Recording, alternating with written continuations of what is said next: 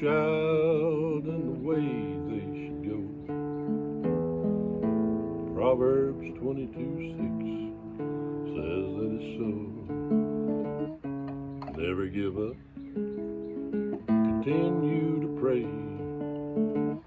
Whenever it seems that they've been led astray.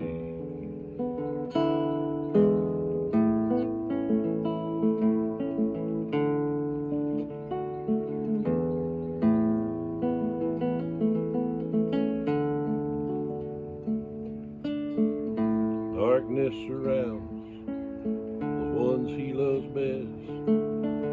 Pray that his light shines through in the test. Wide is the gate and narrow the way. The Lord works it out in mysterious ways. Hopeful and faithful and humble each day, by the works of his hand, and in his name we pray.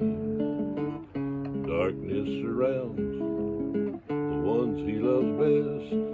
Just pray that his light shines through in the test. Train up a child in the way